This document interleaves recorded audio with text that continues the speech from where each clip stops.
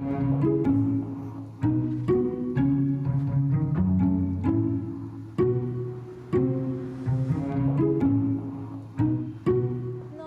Brettmeyer, qui est PDG d'Exclusive Networks, et Philippe Zurawski, qui est directeur associé d'Omnes Capital. Bonjour à vous deux. Bonjour. Alors peut-être tout d'abord, Olivier, si vous voulez bien revenir sur l'histoire et l'activité d'Exclusive Networks. D'accord, donc le métier d'Exclusive Networks, c'est d'être distributeur de solutions de cybersécurité, tout ce qui aide les entreprises à se protéger contre les attaques Internet.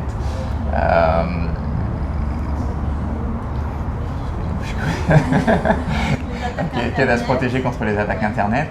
Donc on est une société qui a vu le jour en 2003 à peu près. Donc on a démarré sur le marché français, monté jusqu'à une vingtaine de millions, et ensuite on a décidé de devenir un acteur pan-européen et international. Donc on a fait rentrer les investisseurs financiers au capital en 2007, donc avec Edrit qui nous a rejoints.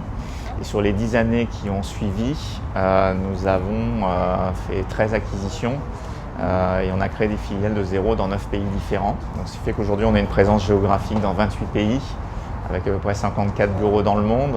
Donc la société va réaliser 1,2 milliard de chiffre d'affaires en 2016, c'est 1200 personnes sur une géographie relativement large.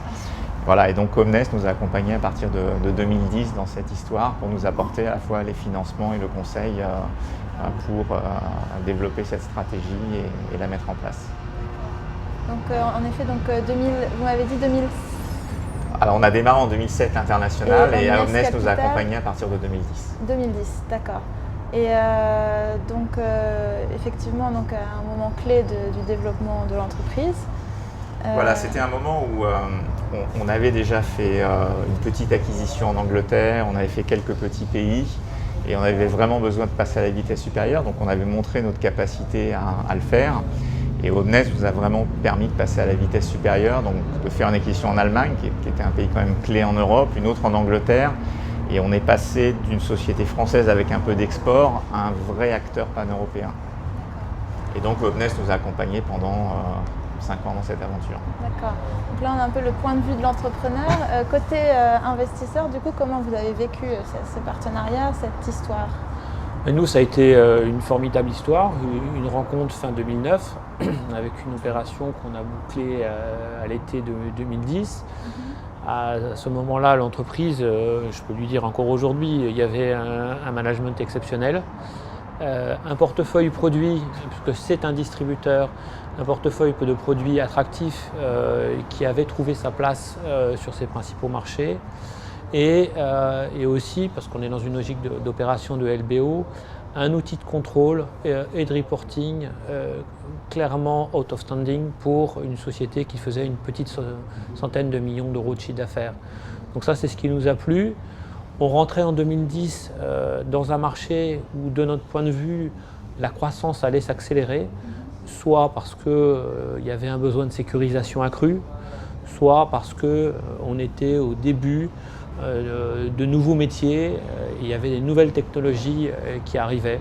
Donc une super entreprise, un marché porteur et comme l'a souligné Olivier, une vague d'internationalisation commençait avant nous et qu'on allait pouvoir accélérer ensemble. Au-delà du coup de l'apport de capitaux, j'imagine qu'il y a eu des échanges aussi en termes des conseils, au niveau de la stratégie de l'entreprise. Vous avez aussi… Absolument, ça reste un travail d'équipe. On connaît bien notre métier, donc on a des idées. Le rôle de l'investisseur financier, c'est de nous challenger sur ces idées. Donc après, ça se fait, on arrive avec des idées et puis après on les fait évoluer, on en discute et c'est comme ça qu'on finit par prendre les décisions. Peut-être pour finir, est-ce que vous auriez un conseil aux entrepreneurs qui nous regarderaient, qui seraient hésitants à ouvrir leur capital ? Je pense que pour ouvrir son capital, il faut avoir un projet de développement. Il ne faut pas voir l'investisseur financier comme un ennemi. À partir du moment où on fait entrer un investisseur financier, il faut être prêt à être transparent, à donner des comptes et à les considérer plus comme un partenaire que comme simplement un apporteur de fonds. Nous, on ne l'a jamais vécu comme une contrainte. À partir du moment où vous avez un projet, si on arrive à se convaincre nous que ce projet est bon, on pense qu'on arrivera à convaincre l'investisseur financier. En 12 ans, on n'est jamais arrivé avec une idée en face de l'investisseur financier qui a été refusée. Parce qu'on avait déjà en interne, il y en a qu'on avait abandonné, et quand on arrivait, c'est qu'on est convaincu. Et si on a un minimum de bon sens, il n'y a pas de raison que l'investisseur financier. Donc ce n'est pas du tout un ennemi, c'est pour ça qu'il faut bien le choisir au départ. Mais si on le choisit bien, qu'il adhère sur la stratégie, c'est quelqu'un qui va vous accompagner et vous aider au contraire à le faire un peu plus rapidement. Parce qu'in fine, vous avez les mêmes objectifs. Absolument. Et vous, alors, un conseil? Moi, le conseil, ça serait oser. Je pense qu'aujourd'hui, les entreprises ont besoin de se développer, que les solutions de renforcement du capital apportent certes de l'argent, mais aussi des moyens qui, pour l'entrepreneur, lui permettent d'accélérer sa stratégie. Et je pense que les sociétés françaises aujourd'hui en ont besoin. D'accord, merci à vous. Merci. Bonne fin de journée. Et quant à nous, on va se retrouver dans quelques minutes pour un point sur l'actualité juridique et fiscale du métier avec France Vassaux.